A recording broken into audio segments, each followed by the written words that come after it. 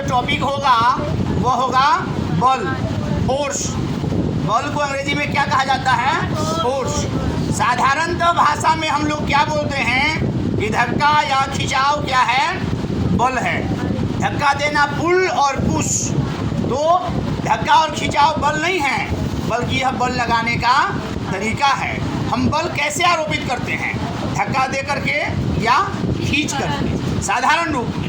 लेकिन बल की जहाँ तक हम लोग अगर बात करें तो इसका सही विस्तृत परिभाषा होगा, बल वह भौतिक राशि है जो किसी वस्तु पर लगकर उसके स्थान में परिवर्तन लाता है या परिवर्तन लाने की चेष्टा करता है। बल किसी वस्तु की आकृति को भी बदल देता है। परिवर्तन लाने का मतलब है ये डेस्क यहाँ, टेबल यहाँ पर रखा हुआ है, इसको हम लोग धक्का दे करके, खींच करके, उठा करके यहाँ से वहाँ रख दें। इसकी स्थिति में क्या आ गया? परिवर्तन आ गया।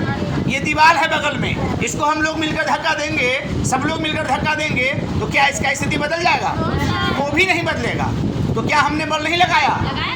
बल हम लोगों ने लगाया, लेकिन बल पर्याप्त नहीं था।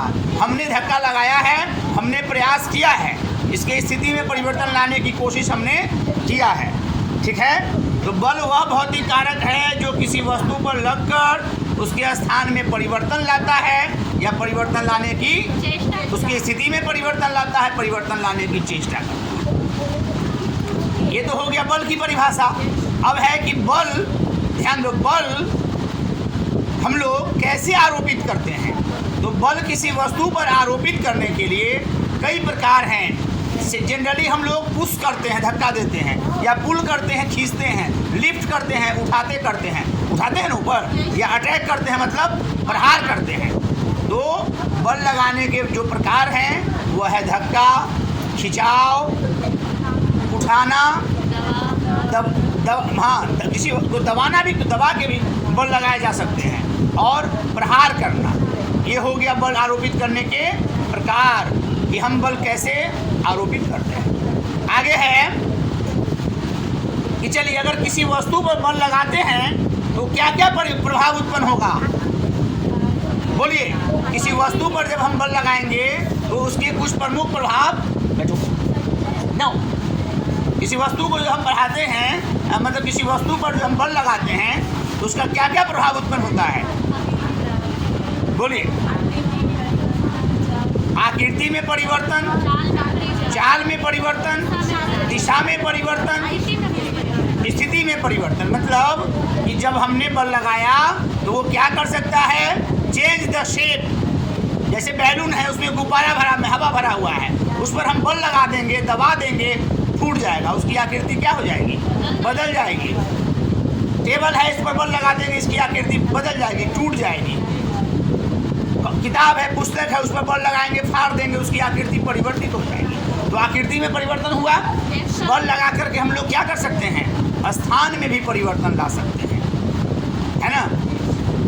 स्थिति में परिवर्तन ला सकते हैं। ये कुर्सी यहाँ रखी हुई है, इसको बल लगा कर उठा करके हम लोग यहाँ से वहाँ डाल देंगे, तो किसमें परिवर्तन आ गया? बोलिए।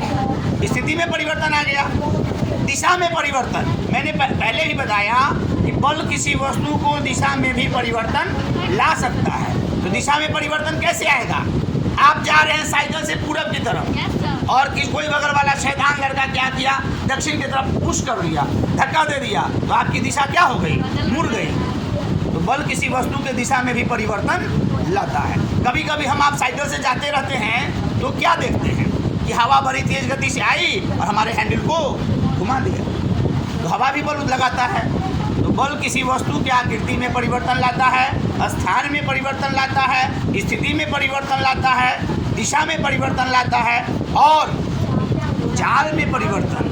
बल लगा करके हम लोग किसी वस्तु की चाल को बढ़ा सकते हैं, या बल लगाकर हम लोग किसी वस्तु की चाल को घटा सकते हैं। बात समझ रहे हैं ना? बल लगा करके हम लोग किसी वस्तु के चाल को क्या करते हैं? बढ़ा सकते हैं या घटा भी सकते हैं। जैसे मान लीजिए कोई,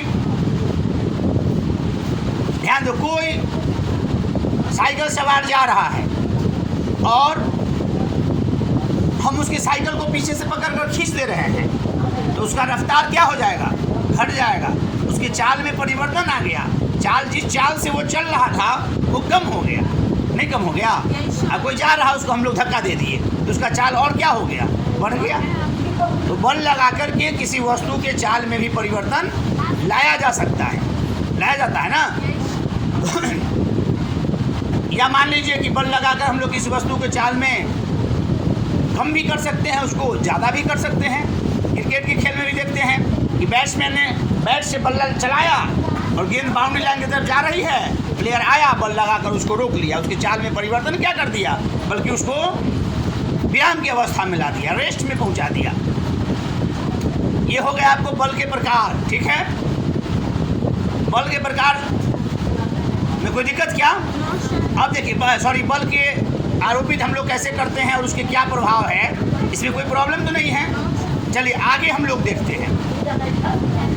बल के प्रकार की बात करें तो बल दो प्रकार के होते हैं, संपर्क बल और असंपर्क बल। संपर्क बल किसे कहेंगे? वैसा बल जो आरोपित करने के लिए हमें वस्तु के संपर्क में जाना पड़ेगा, उसको टच करना पड़ेगा। जैसे हम किसी को थप्पड़ मारते हैं तो उसके शरीर को टच करना पड़ेगा तभी ना थप्पड़ लगेगा। तो ये संपर्क बल के उदाहरण है। या हमें एक दरवाज़ा बंद करना है तो संपर्क बल का उदाहरण है ना। पेशीय बल, मांसपेशिया के द्वारा लगाया गया बल एक संपर्क बल के उदाहरण है, ठीक है। या और भी जो कोई बल है जो हम लोग लगाते हैं वो संपर्क बल है। घर्षण बल है, संपर्क बल के उदाहरण है। घर्षण का क्या मतलब होता है? सतहों के बीच लगने वाला बल जो गति का विरोध करता है उसे हम लोग क्या कहते हैं? घर्षण बल कहते हैं। ऊबड़ खाबड़ जमीन में घर्षण बल ज़्यादा होगा और समतल भूमि में घर्षण बल कम होता है। तो घर्षण बल भी एक प्रकार के संपर्क बल है, पेशीय बल भी एक प्रकार के संपर्क बल है।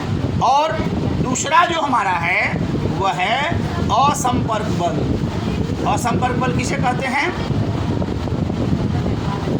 जो बल बिना किसी वस्तु के संपर्क में आए, बिना उसे छुए बल लगा दिया जाए। जैसे मैंने एक बड़ा सा चुंबक यहाँ लिया और सारे छोटे छोटे कांटे और लोहे के चीज़ों को खींच लिया, तो बल लगा ना, उसको अपनी ओर हमने खींच लिया ना, बिना संपर्क में गए।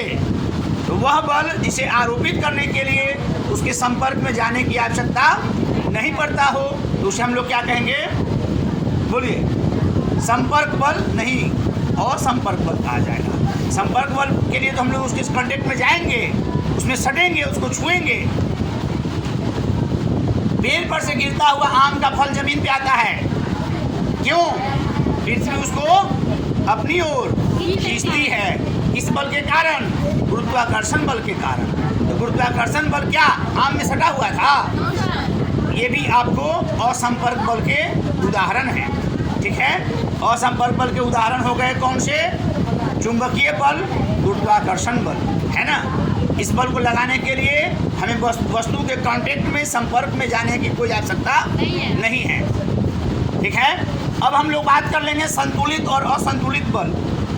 संतुलित बल क्या होता है? किसी वस्तु पर दो समूहों के द्वारा, जो रस्सी कासी ये खेल जो होता है, दो समूह बल लगाते हैं और जब दोनों के द्वारा लगाए गए बल का परिमाण बराबर हो, संतुलित हो, तो इसे हम लोग क्या कहेंगे? संतुलित बल कहेंगे। ऐसी अवस्था में अगर रस्सी कासी खेल हो रहा है तो रस्सी को कोई नहीं खींच पाएगा, क्योंकि दोनों साइड से बल क्या लगेंगे? बराबर बल लगेंगे, यही ना। और कुछ बल ऐसे होते हैं, मान लीजिए किसी वस्तु के पर दो समूहों के द्वारा बल लगाया जाता है, लेकिन एक तरफ का बल बहुत अधिक है और दूसरी तरफ का बल कम है, तो ऐसे बल को हम लोग क्या कहेंगे? असंतुलित बल। और हमेशा असंतुलित बल ही त्वरण उत्पन्न करता है, अर्थात चाल में परिवर्तन उत्पन्न करता है, ठीक है। स्थिति में परिवर्तन उत्पन्न करता है। संतुलित बल के द्वारा हम लोग चाल में परिवर्तन नहीं कर सकते। कोई दिक्कत है क्या? दोबारा हमने इसको रिमाइंड कर दिया है, ठीक है। चलो।